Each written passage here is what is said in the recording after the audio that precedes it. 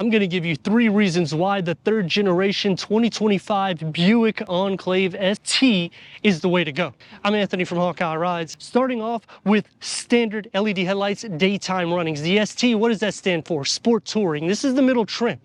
All trims, you can option different things. But with the ST, it's the most unique because the grille is going to get the gloss black mesh, ST badging, the lower's blacked out, front and rear parking sensors with the standard 360-degree reverse camera. That has to be reason number 1. I would pick this over the competition because Infiniti, they don't offer that on the base trim. You got to go up a trim level, in which savings is here. Underneath the hood has changed. It used to be a V6 that was naturally aspirated. Now it's a turbocharged 2.5-liter 4-cylinder.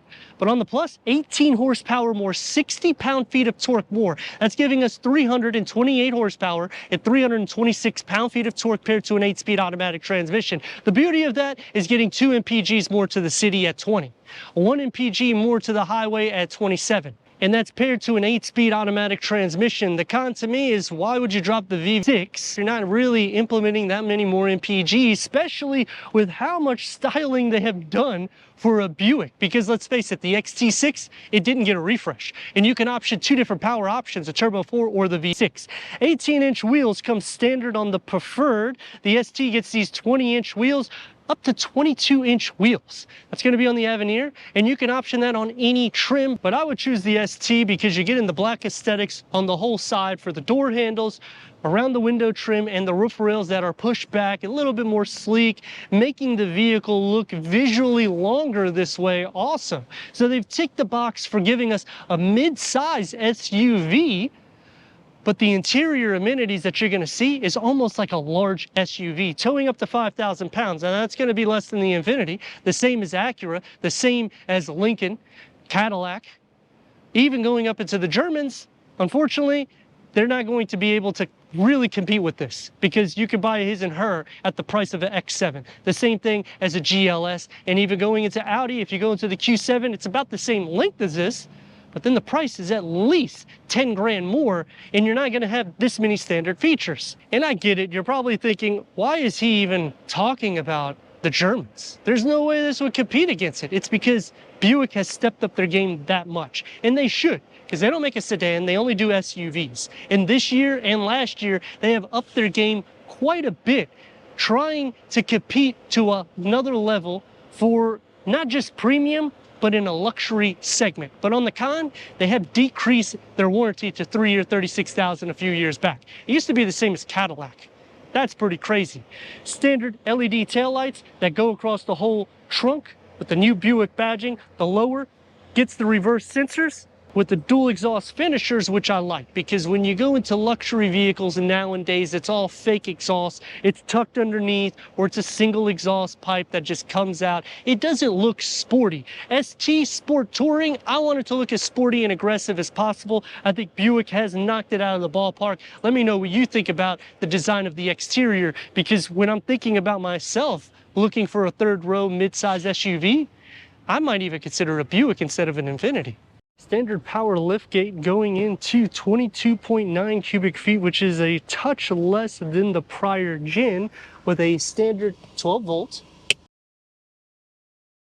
Underneath the floor gets a ton of storage. To split fold the rear bench at a 60/40, simply push the buttons and it will go all the way down, giving us 57.10 cubic feet of storage. Same thing for the captain seats. They'll fold down flat. That's giving us 97.5 cubic feet of storage.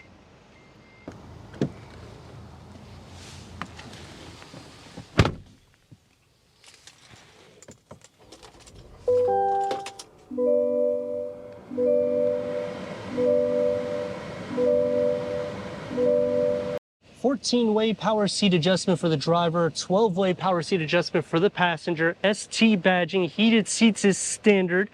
You'll have the leatherette for both the ST and the Preferred. Going into the Avenir, we'll get the quilted leather and ventilated front seats, memory for the driver. The 3rd generation, plenty of headroom, plenty of leg room, driver focus setup. It's wide inside, and it should be, with standard Bose sound system, heads-up display, auto dimming rear view mirror. The pano moonroof and heads-up display with the garage door opener is part of the driver attention package. And this is the second reason why I think they did an excellent job with this refresh. Not only is it a touch screen with wireless Apple CarPlay, wireless Android Auto, Google Assist, Google Maps, Google Play Store, all that stuff with Amazon Alexa built in. It's 30 inches LCD. Unfortunately, the con is a lot of the stuff, even to change or turn on and off your lights, are right here. So you do have to use a lot of that. But on the Pro to it, look at this. On the gauge cluster, I can get the full navigation. You can't even get that with some of the competition when you're going into luxury, as well as a standard wireless charging pad. Check this out. The standard 360-degree reverse camera. You have a ton of different views here, which the gear lever is now here with a floating center cluster, keeping it elegant to turn on and off the sound system and the volume with a full pass-through, and you can run wires through here if you want to put your USB, or even for the 12-volt right here. This is the way the key fob used to look like. Check this thing out. It's now professional grade. And a little storage for it. It's a long, wide, it's going to be sporty, opens up to a storage tray, a deep storage pocket. I mean, you can clearly see the second reason. Even getting super cruise control. Now, you have to pay over $3 grand for this, but a flat steering wheel, that's standard in the ST. Leather wrap, heated, multi-function, paddle shifts. There's just a lot going on here. Now, you do have some buttons over here as well for the driving mode. And the door panel dash configuring together, and I do like the grab handles. Look how sporty the ambient lighting goes into it, and then it makes kind of like a check. One touch up and down is only on the driver. That is a con for me. Soft to touch here. The storage pocket's medium size with a large storage pocket for a beverage holder. And in the interior comes standard with sound cancellation for the drivetrain, but for the engine, that is an option. For the second row, headroom and leg room. These are captain seats, so you can move them forward, and which is not comfortable for me. Move it all the way back. It's going to be a little bit tight for somebody behind me, and you can also recline these. And this also adjusts. Third, climate control. Home plug, because we have the driver attention package, 2 USB ports, a storage tray, and the moonroof comes into the back with the air vents, LED interior lights, grab handle, the door panel. You can fit an iPhone here, and it's soft to touch where it needs to be with a long storage pocket. And check out the opening. Look at this. I mean, this is massive. To go into the back, this will lift up and adjust forward, and you have a ton of space to fit 3 more in the back with a USB port, cup holder, a little storage area, and look at these air vents. Where they're pointed? Right near my face. Headroom, not an issue. Fold this back. Legroom isn't too bad, and because it's captain seats, we have plenty of room, but it's going to be a little bit tight fitting on that side, which I'm going to show you how it is now. For the leg space, I mean, just stretch out. But as for butt, shoulder space, it's going to be a little bit tight. And headroom isn't bad, around 4,500 pounds. Let's see how this Turbo 4.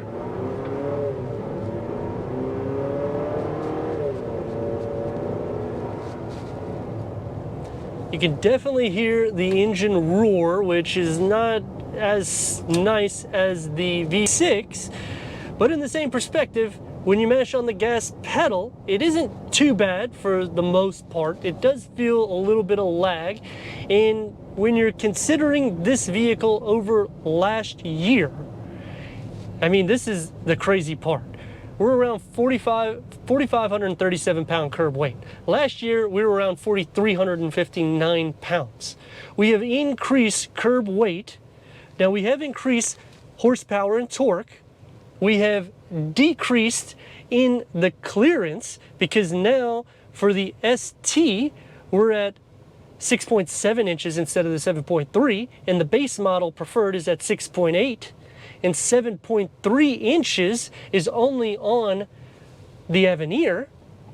So when you're thinking about the dynamics, it's going to be taller, it's a little bit longer and wider, but it's not as refined as a drive. That's the only thing that I'm seeing right off the bat. If you put it into Tour, it's a little bit more acceptable. You get acoustic side windows and front windscreen, and the ST, I feel, is the sportiest looking amongst everybody in class, especially at a $55,000-ish price point. Because let's face it, who's that inexpensive for premium luxury? But before we get to the last reason why the third generation is a home run for me, I have to give you some cons. And that's going to start off with it's a only 7-seat passenger layout. You can't get a bench configuration. You can only get the one powertrain option, which, because this is the ST, I would like to see something to give a little bit more in the performance. There's a lot going on with button. You have to go into the Avenir in order to get all of the features unlocked. Otherwise, you can option features, so I do like that you can still a la carte it per se.